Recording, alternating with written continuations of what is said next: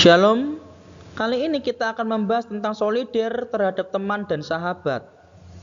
Topik ini penting untuk dipelajari karena hampir setiap orang membutuhkan teman dan sahabat dalam perjalanan hidupnya.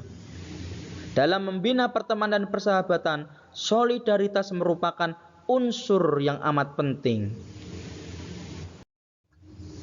Solidaritas artinya berbela rasa pada sesama, menunjukkan simpati dan empati pada sesama.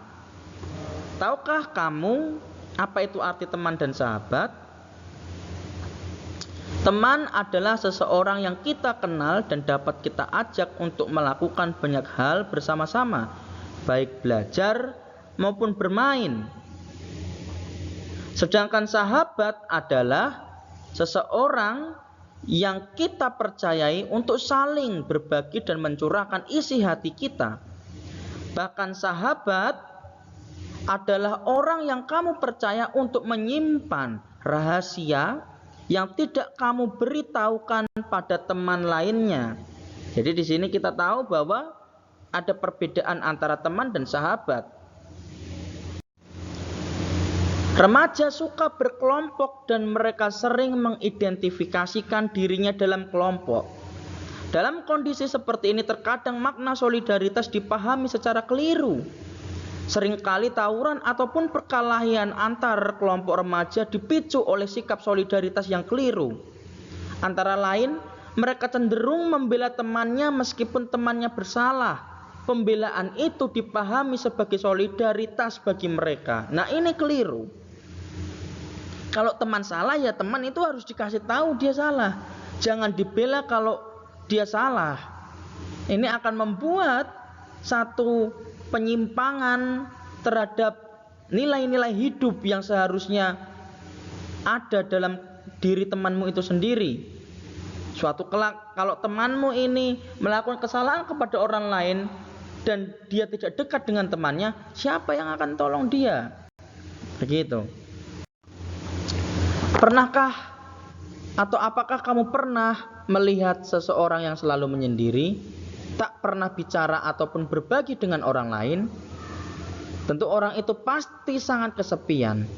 Jika kamu pernah menyendiri, kamu tentu dapat merasakan perasaan itu. Sesuatu yang dapat membawa kita keluar dari kesendirian adalah memiliki teman dan sahabat.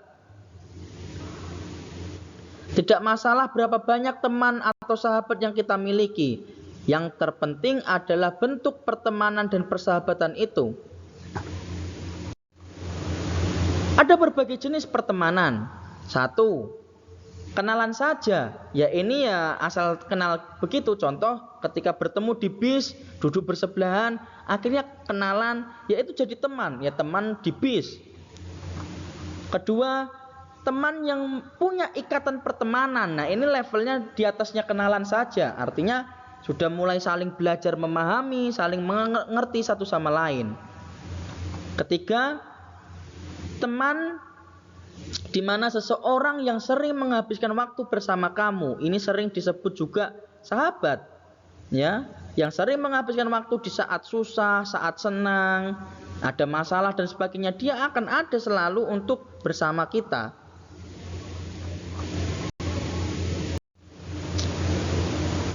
Dalam pertemanan ya dan persahabatan ada istilah yang namanya take and give, yang artinya memberi dan menerima.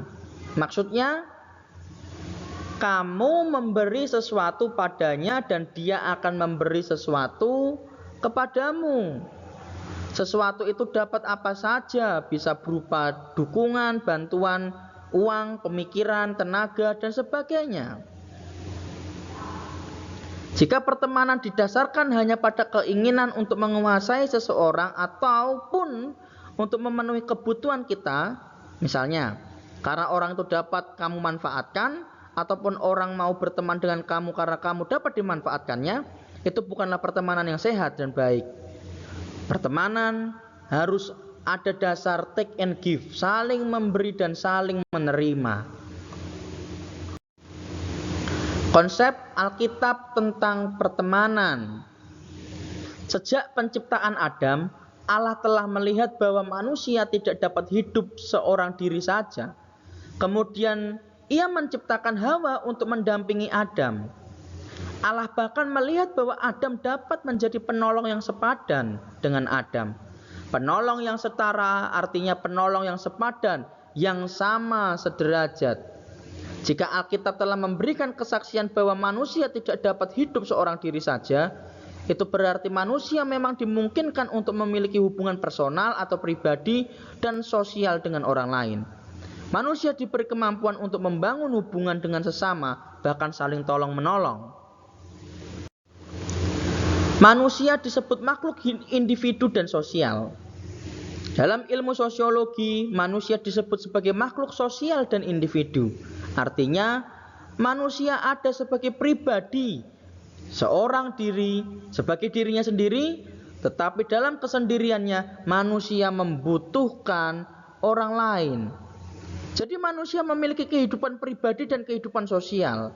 Dalam kehidupan pribadi, manusia memiliki cara hidup, cara berpikir, kebiasaan-kebiasaan yang dapat dilakukannya. Sedangkan dalam kehidupan sosial, manusia membina hubungan dengan orang lain, dengan sesamanya, baik dalam keluarga maupun orang lain yang bukan keluarga.